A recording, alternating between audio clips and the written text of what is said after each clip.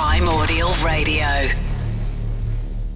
Just before we started this call today, I was watching a video from Rick Beato. I'm not sure if you've ever seen his stuff on YouTube. And he was talking about metal, which is not always his wheelhouse, but he was talking about the fact that it seems a bit dead.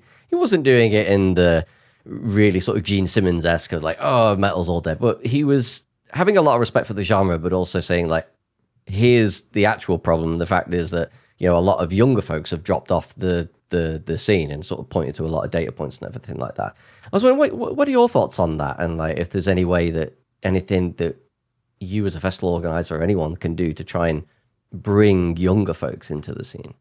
I would disagree. I honestly would. I wouldn't think that's the case. We can all sort of pinpoint data points and say that this is fact, but in reality, go and see shows, go out to shows. You know, my niece, she's lived through Stoke. They've got a massive sort of metal scene out there, much, much bigger than some of the bigger cities. You look at Metal to the Masses and the audience profiles that sort of go out there, the band profiles that are going out there. I think the issue is generally it's those opportunities for metal bands to be recognised and play shows that people are going to know about. You know, we've lost so many venues and festivals since COVID. You know, that marketplace has definitely shrunk, and that may play into the hands of statisticians. But I think if you actually go to shows, your audience profiles are, you know, very, very mixed, young through to old. You know, we see it at Bloodstock with kids coming through, as you would do at any other kind of rock or more sort of metal show. So no, I disagree. I think it's more about those opportunities that bands get to sort of showcase themselves to those younger audiences that traditionally, you know, may not necessarily be available for them. Because people have got that conception, haven't they, that metal, it's all aggressive, it's bikers, it's, you know, sacrifices in fields and upside crosses on fire and things. And it's not, you know, we only do that on the Thursday. So it's, you know, it's quite, you know, it's just that whole, it's getting rid of that whole, you know, I guess sort of assumption. Stereotype, I guess. Yeah. The assumption that it's a certain type of thing and it's not. It's intelligent music. You know, I look at metal and I listen to a lot of lyrics to the metal as you do. You know, you go and listen to any of these pop acts now. You know, it's how this stuff is played on the radio blows my mind.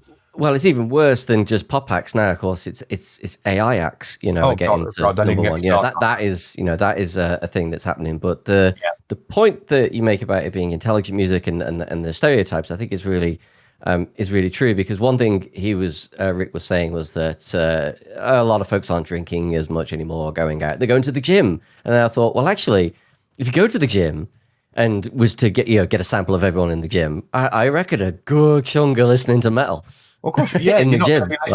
You know, you're not going to be listening to, you know, some sort of jolly kind of love track, are you? If you're in the gym, you want something that's going to energize you and get you psyched into a certain mindset. And I think metal has a good ability of doing that. So yeah, I always listen to something heavy when I'm in the gym because it gets me ready for that and gets my head there. But yeah, I just think some people just need to maybe walk away from the stats and actually get out there and see some shows and, you know, sort of get a feel for what's actually happening in the real world, you know, and we're seeing it. We're seeing it's alive as now as it's ever been. You know, you've got a lot of metal shows, whether it be Bloodstock, you know, Download, you know, you've got your sort of ATG, 2003s, Damnations, Rebellions, and, you know, many, many more. So there's more, I think, metal festivals available now for bands than there probably was 20 years ago. Yeah, I think it comes back to venues, like you said. I think that venues are the key to this, because when I grew up and started going to shows and everything like that, I had venues within, you know, 5 to 10 miles. One of my first shows locally, I saw Skin Dread in Wrexham in a 500 cap venue.